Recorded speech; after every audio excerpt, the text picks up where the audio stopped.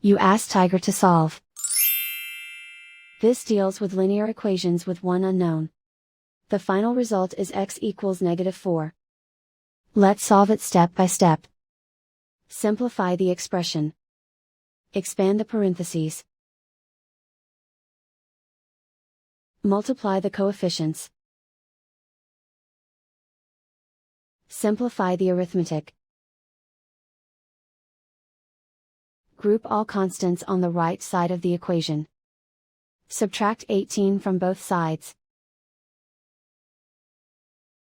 Simplify the arithmetic.